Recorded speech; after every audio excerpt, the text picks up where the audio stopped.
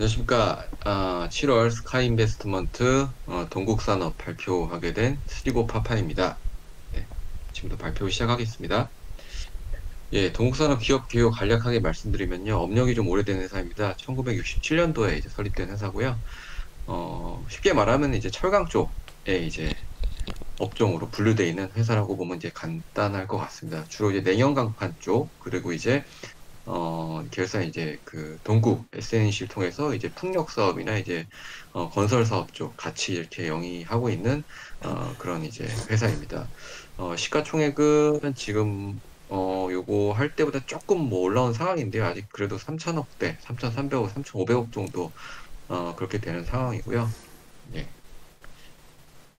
연결해서 보시면은 다른 데는 사실 그렇게 크게 볼 건 없고요. 주로 이제 커다랗게 볼 만한 데가 이제 동국 SNC로 이제 풍력 사업, 건설, 이제 신재생 에너지 사업하고 있는 이 회사가 이제 메인 이제 연결회사라고 보시면 될 것 같습니다.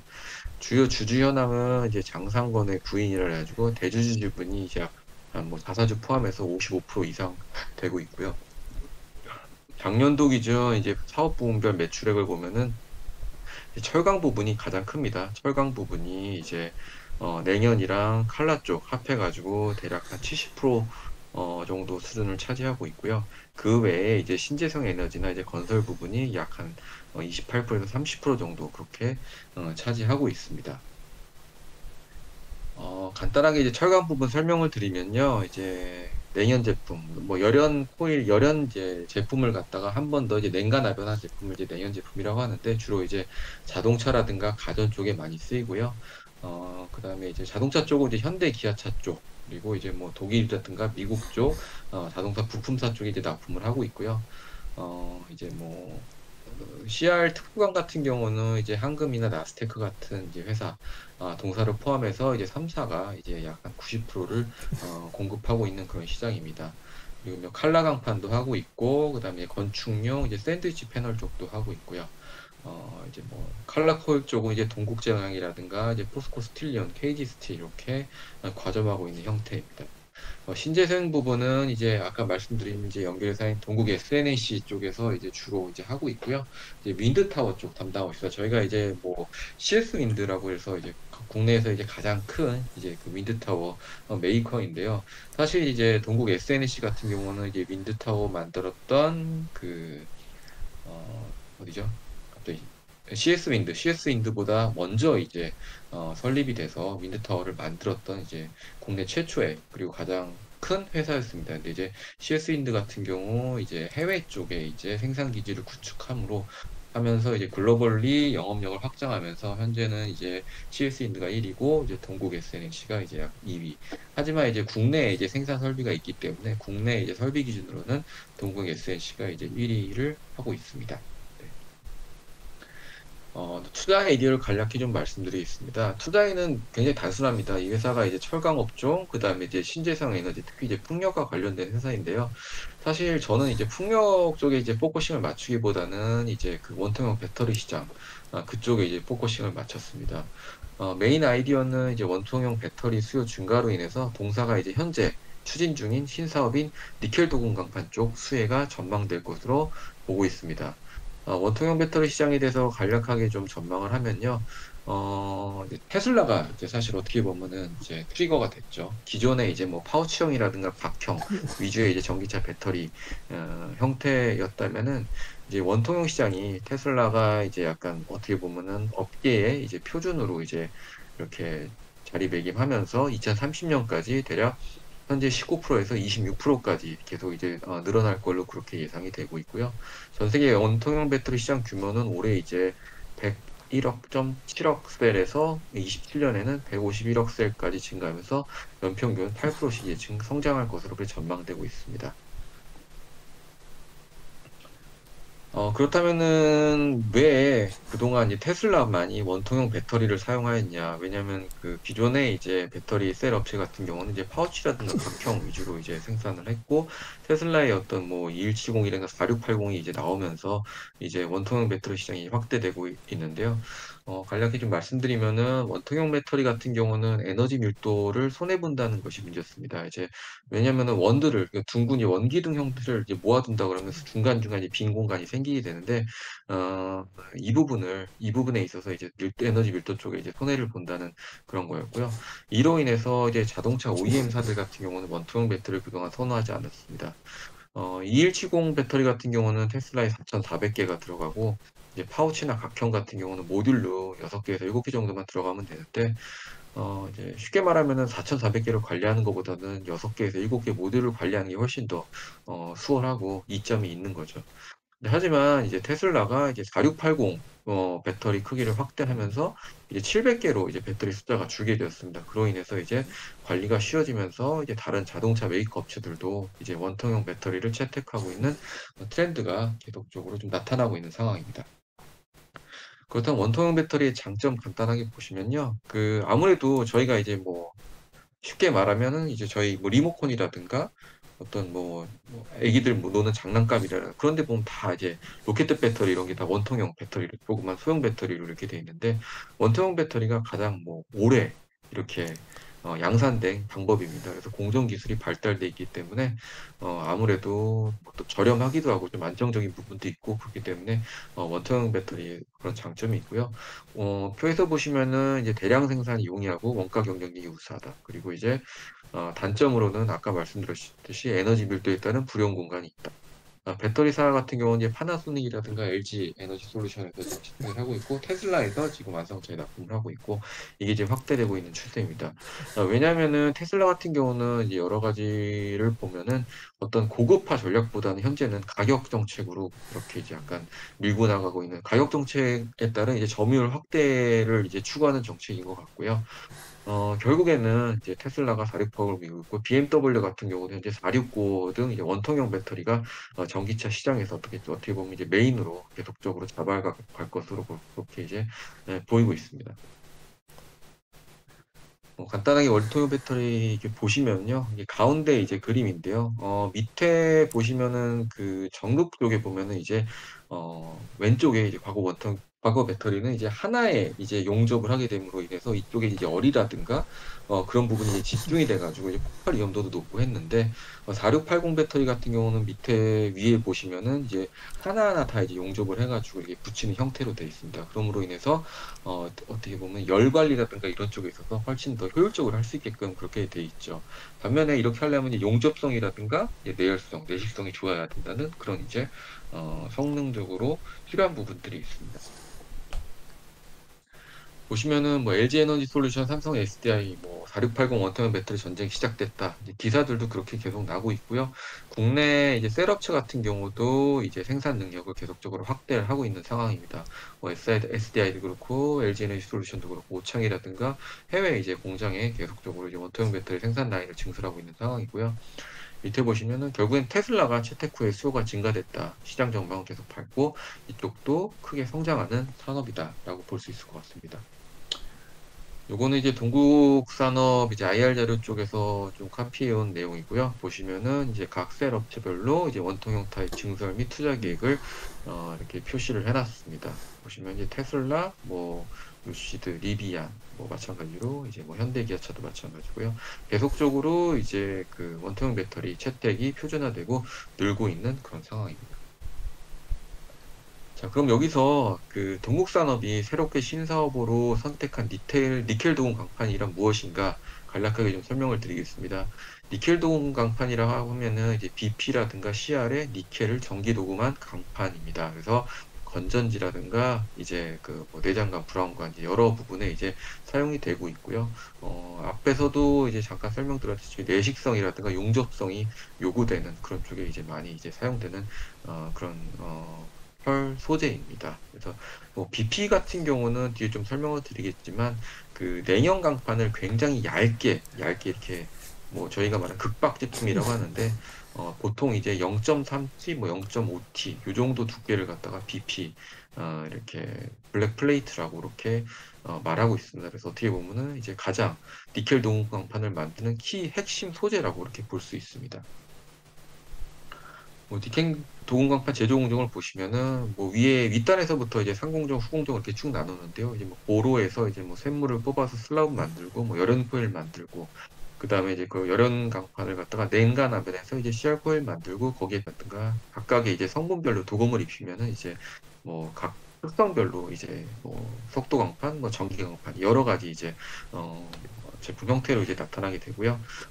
보시면은 이제 그 BP를 소재로 만드는 거는 결국에 석도 강판, 현재 이제 뭐, 주가도 굉장히 많이 오르고, 국내에서 현재 이제 독점적으로 하고 있는 TCC, 7, TCC 동향이 이제 이쪽을 지금 현재 하고 있고요. 동욱산업 같은 경우는 이제 칼라코일이라든가 아연도금 강판 쪽에 지금 진출하고 있습니다. 그래서, 분명히 이제 뭐 성질은 다릅니다. 니켈 도금강이랑 분명히 뭐 다르긴 하지만, 칼라라든가 아연도금 강판에 대해서 어떤 도움 기술력은 갖고 있는 회사다. 기본적으로 그렇게 보시면 될 것 같습니다. 세부 공정을 좀 하나하나 살펴보면요. 요건 이제 TCC 홈페이지에 있는 니켄 도금 강판 라인에 대해서 이제 갖고 온 거를 카피를 떠가지고 각 공정별로 좀 설명을 제가 표시해 놓은 거고요. BP라든가 CR 소재를 갖고 와서 이제 페이오프 릴이라 그래가지고 이제 소재 코일을 갖다 풀어주는 거를 먼저 이제 시행을 하게 됩니다. 그 다음에 이제 코일을 하나하나 풀게 되면은 이제 그걸 갖다가 중간중간에 이제 용접을 해서 하나로 붙이는 작업을 합니다. 그게 왜냐면은 이제 코일 작업을 갖다가 연속적으로 하기 위해서 그런 소재를 갖다 연결해 주는 작업을 하고요.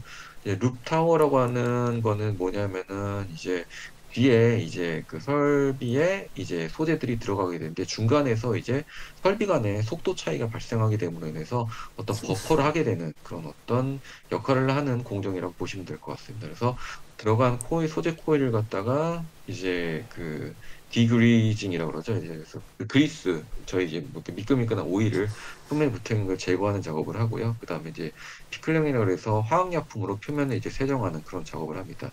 그러고 난 후에 이제 그 보시면 이제 니켈 플레이팅 베스라 그래가지고 그 어떻게 보면은 그 항아리죠. 니켈 도금 용액이 들어있는 그 팟에 그 이 소재를 갖다 통과를 시키고 그 다음에 다시 이제 도금이 된 걸 갖다가 리코일링을 해가지고 다시 이제 감게 됩니다.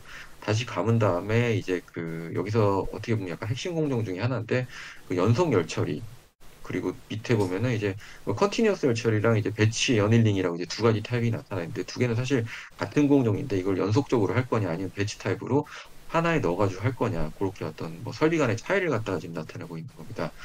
현재는 이제 뭐 국내 대기업이라든가 웬만한 회사 같은 경우는 생산성 형상을 위해서 그 연속 열처리 성형을 갖다가 하고 있는 추세고요. 그 다음에 이제 그 사용에 적합하도록 이제 인성을 늘리는 이제 스킨 패스 작업을 하게 되고, 그 다음에 이제 최종적으로 폭을 이제 맞추기 위해서 절단 작업을 하게 됩니다. 그래서 이렇게 슬리트 프로덕트를 라인에 이제 통과시킨 다음에 최종적으로 이제 니켈 도움 강판이 생산되는 형태입니다.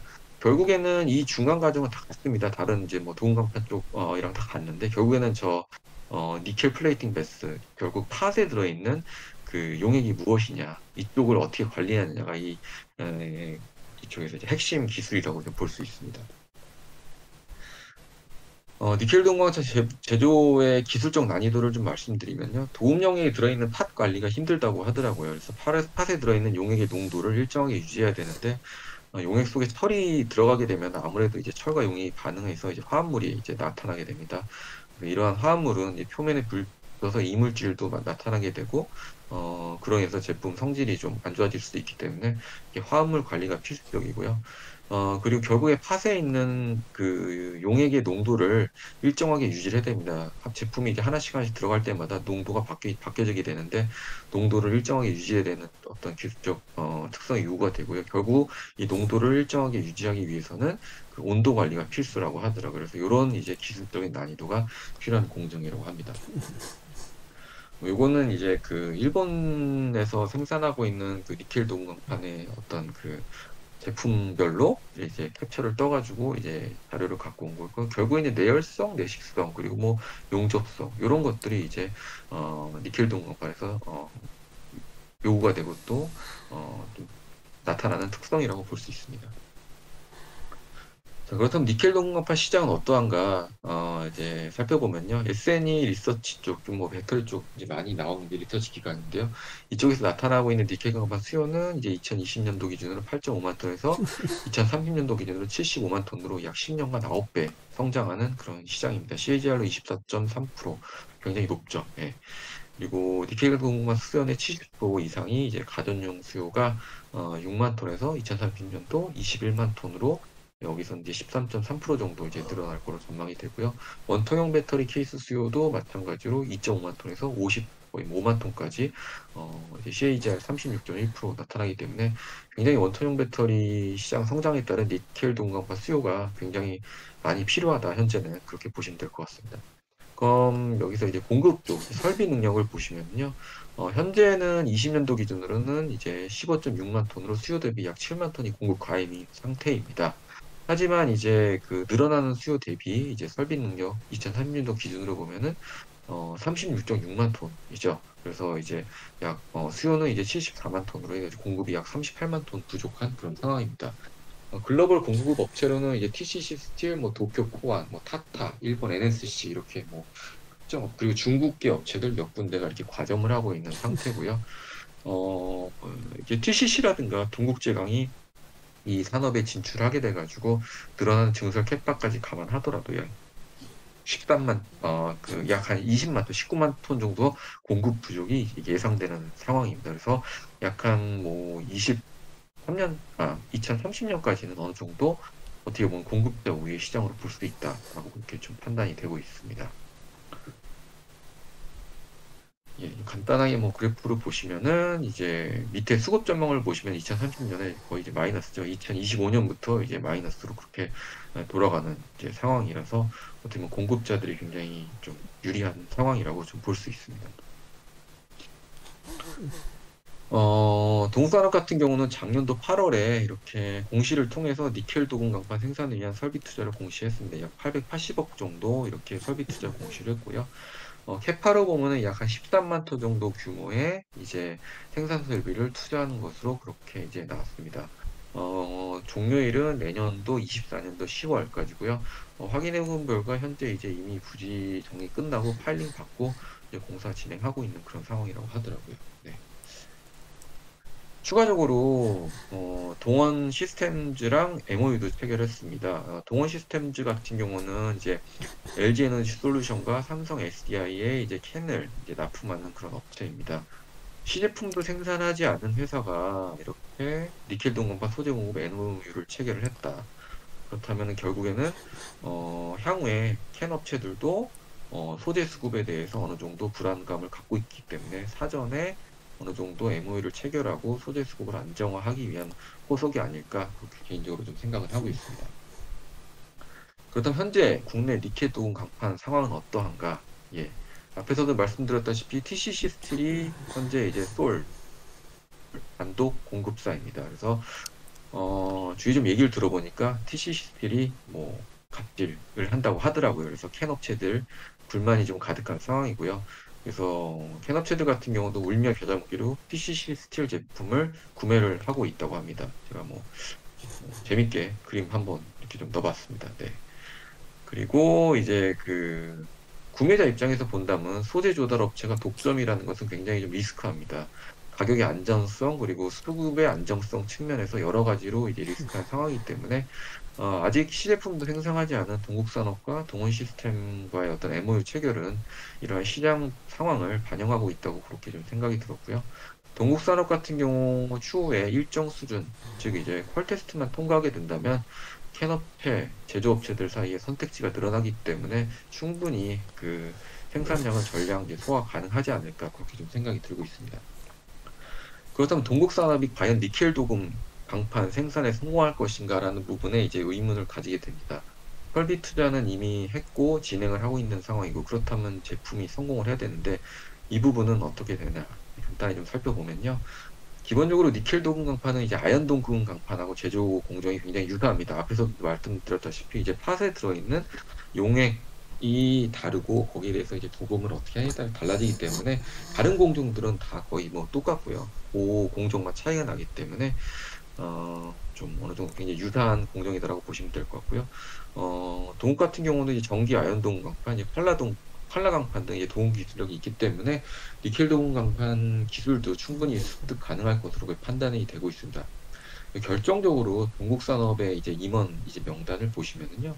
포스코 출신 임원들이 굉장히 많이 근무하고 있습니다. 보면은 이제 이원희 사장이라든가 밑에 이제 뭐 임광수 감사위원, 뭐 이은숙 이제 사회이사 다 보시면은 이제 포스코 TMC 대표이사 출신이고 밑에 또 임광수 이제 사회이사 같은 경우는 포스코 강판 이러한 이제 포스코의 어떤 네트워크 그리고 그들이 이제 과거 포스코에서 일했을 때 갖고 있었던 어떤 기술력 등을 동국 산업에 그대로 전수하지 않을까 생각이 들고요.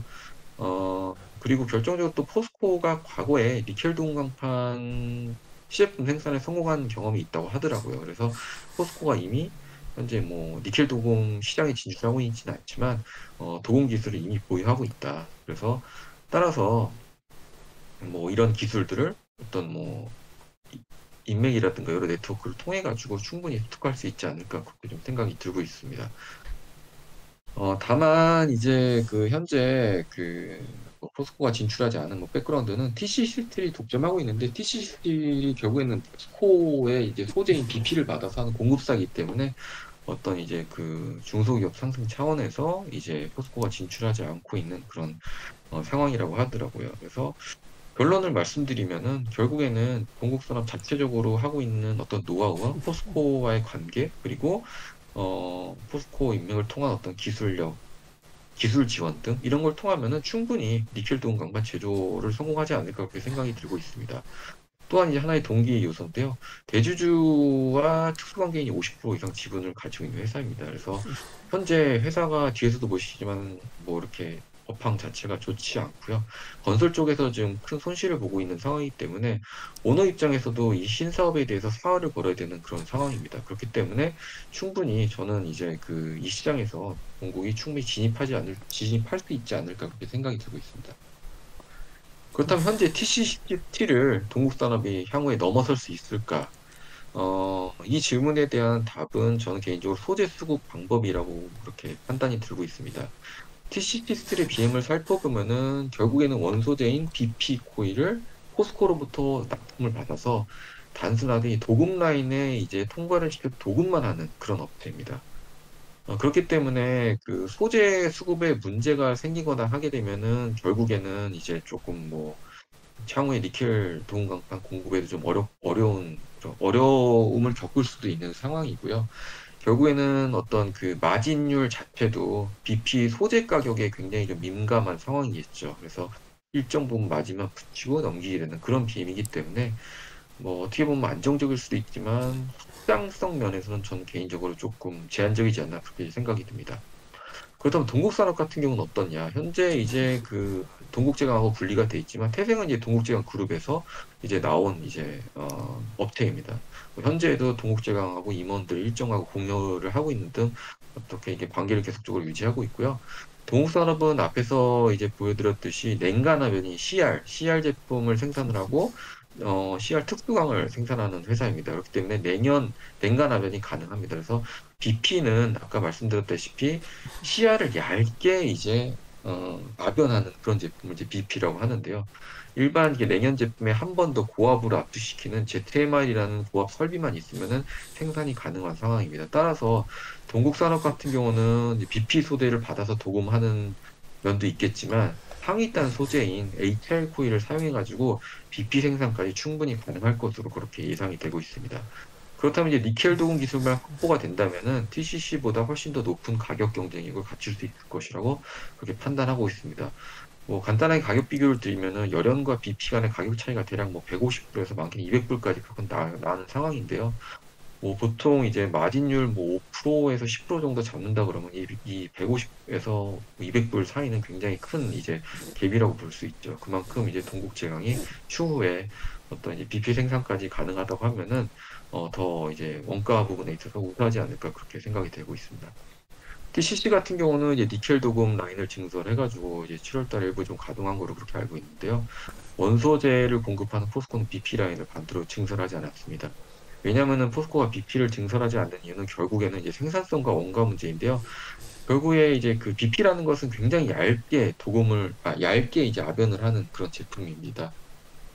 결국에 이제 얇게 한다는 거는 그만큼 생산성이 안 나온다는 거죠. 그래서, 어, 같은 시간이면 생산성이 좋고 훨씬 더, 잘 팔리는 제품을 생산하기 때문에 향후에도 포스코 쪽에서 BP라는 증서는 없을 것으로 그렇게 좀, 얘기가 들리고 있더라고요. 네, 그래서 결론은 이제 그 중간 수급제인 BP를 이제 훨씬 더 싸게 동국이 만들 수 있다면은 가격 경쟁력에 있어서 동국이 훨씬 더 우위를 가져올 수 있지 않을까 그렇게 생각이 들고 있습니다. 재무 상태가 좀 안 좋습니다. 철강 시장이 좀 이제 하락하고 있고요. 특히 이제 건설 부분이 악화되고 있기 때문에 이익이 좀 훼손되고 있고 차입금이 증가되고 있어서 이자 비용 등 전체적으로 재무 상태가 조금 이제 안 좋은 상황입니다. 그렇기 때문에 회사에서도 지금 이 신사업에 굉장히 사활을 걸고 있는 상황입니다. 뭐 기존 사업이 잘 되고 추가로 이 사업까지 잘 된다 그러면 가장 베스트이겠지만 어떻게 보면 현재 이제 안 좋은 상황을 겪고 있는 회사가 내년도 내후년도 좋게 이제 턴어라운드하고 변할 수 있다면 어떻게 보면은 뭐 주가 측면에서도 훨씬 더 강력하게 상승 트리거가 될 수 있지 않을까 그렇게 좀 생각도 들고 있습니다. 네, 보시면은 이제 영업이익도 이렇게 반대로 이제 계속 이제 적자 나타내고 있는 상황이고요. 순이익도 이제 올해 1분기 기점으로 이제 마이너스를 나타내고 있는 상황입니다. 이익률도 가파르게 지금 내려오고 있고요. 리스크 요인 앞에서 말씀드렸다시피 차입금 부담이 굉장히 큰 상황입니다. 그래서 이자 비용도 굉장히 좀 많이 늘고 있고요. 21년도까지는 약 한 15억 정도였는데 이제 약간 이제 54억 원 정도로 이제 거의 뭐 한 4배 정도까지 늘어난 상황입니다. 그래서 어떻게 보면 지금 올해 내년도가 어떻게 보면 약간 보릿고개라고 볼 수 있는데 이 시기만 잘 넘어간다면 좀 좋은 기회가 있지 않을까 좀 생각이 들고 있습니다. 피어그룹 결국엔 TCC들인데요. 비교를 하면은 시가총액 TCC 지금 훨씬 더 올라갔죠. 그저께 주가가 거의 뭐 15% 이상 올라갔기 때문에 지금 뭐 시총 대략하면 1조 한 3천억 정도 되지 않을까 그렇게 보여지는데요. 거의 뭐 지금 한 4~5배 정도 차이가 나고 있습니다. 생산 캐파로만 본다면은 이제 그 TCC가 20만 톤, 동국이 이제 설비 투자 완료가 되면은 13만 톤이기 때문에 캐파로만 보면은 이제 7천억 정도 동국이 돼야 되지 않을까 좀 생각이 되는데 추후에 이제 그 원가 경쟁력까지 갖춘다면은 여기서 좀 더 업사이드까지 가능하지 않을까 그렇게 좀 생각은 개인적으로 들고 있습니다. 결론을 좀 말씀드리겠습니다. 동국산업 여러 경로로 통해 보면은 품질 관리 굉장히 엄격한 회사라고 합니다. 그래서 기존 냉간압연 및 타 도금 제품 생산 경험이 분명히 이제 니켈 도금값과 생산 가능하게 할 것 같고요. 포스코와의 오랜 관계 그리고 이제 신규 사업 성공에도 굉장히 좋은 영향을 미칠 것으로 그렇게 보여지고 있습니다. 현재 회사 사정이 좋지 않고 있습니다. 그렇기 때문에 신사업에 사활을 걸고 있고요. 모든 역량을 이제 니켈 도금값 생산에 집중하고 있는 상황이기 때문에 충분히 성공 가능하지 않을까 생각이 듭니다. 앞에서도 가장 핵심 포인트를 말씀드린 부분인데요. TCC 같이 단순 도금만 하는 업체가 아니라 추후에 이제 소재를 이제 생산할 수 있는 능력까지 갖춘다면 더 높은 경쟁력을 보유하지 않을까 그렇게 생각이 들고 있고요. 현재 이제 올해 작년 말 올 초에 이제 그 뭐 주가가 굉장히 많이 올랐다가 그 신사 발표면서 많이 올랐다가 지금은 뭐 계속 약간 뭐 6천 원대 부근에서 이제 유지를 하고 있는 상황인데요. 내년도 이제 시제품이 생산 등 어떤 이제 가시화가 되면은 주가가 그때부터는 본격적으로 반응하지 않을까 그렇게 생각이 되고 있습니다. 그래서 현재부터 저는 뭐 조금씩 모아가는 것도 내년도를 보고서 어 모아간다면 좋은 결과가 있지 않을까 그렇게 판단이 되고 있습니다. 예, 이상으로 발표를 마치겠습니다.